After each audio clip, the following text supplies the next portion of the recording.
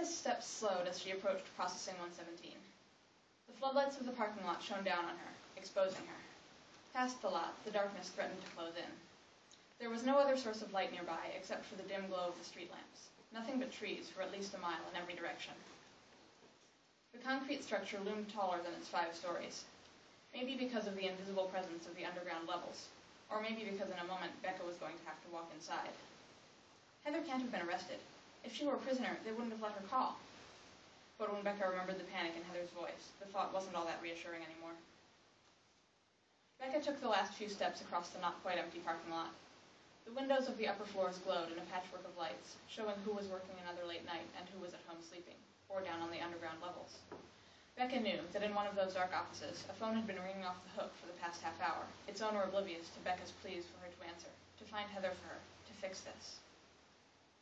Becca reached the double doors of the entrance and froze, her heart thudded against her ribcage.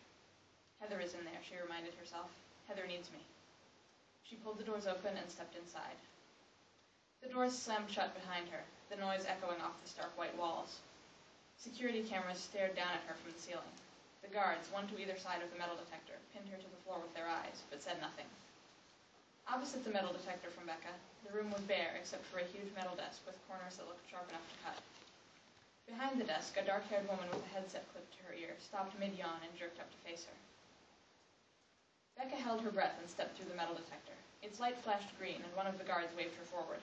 She let her breath out and stepped up to the desk. She eyed the woman's crisp gray suit and the desk that gleamed like it had never seen a speck of dust in its life. Then she looked down at her own clothes, the jeans and wrinkled t-shirt she had grabbed from her dresser after hanging up with Heather. She crossed her arms around her stomach. The receptionist's bleary surprise had vanished, replaced by a stone mask. "Can I help you?" "I'm looking for—" Becca bit back the name on her lips. No, if she were in her office, she would have answered the phone. Anyway, Becca could imagine her reaction at finding out about this midnight walk to 117. Becca was on her own. "Heather Thomas," she finished. "She called me half an hour ago and told me she was here." The receptionist's expression didn't tell Becca anything. "She's here, somewhere. She called me." Becca's voice trailed off. "I'm not doing anything wrong," she told herself. "I'm not a dissident. Heather's not a dissident." Which led Becca back to the question that had been circling through her mind since she had gotten Heather's call. What was Heather doing here? The receptionist turned away and tapped something out on her keyboard. It only took her a few seconds to find what she was looking for. She typed in something else and touched her earpiece. "We have a detainee in temporary holding," she said to someone Becca couldn't see. "Last name Thomas. Her file says she's waiting for a relative to collect her." "Right, that's the one. Someone forgot to collect her phone, and she called a friend." A pause. "No, that won't be necessary. Just confiscate the phone." She turned back to Becca. "Heather Thomas is waiting for her guardian to arrive. Are you Lydia Thomas?" She gave Becca a skeptical once-over. Becca considered saying yes, but even if the receptionist weren't going to ask for proof, there was no way she could pass as Heather's aunt, she remembered after a moment. Aunt Lydia, the one who always looked at Becca and Heather like being in high school was catching. The receptionist took her silence as an answer. "I'm going to have to ask you to leave." Becca wanted nothing more than to do just that, but she couldn't leave and let this place swallow Heather. "If she's waiting for her aunt to get here, I can wait with her until she shows up." "I'm sorry," said the receptionist, already turning back to her computer. "The policy is clear.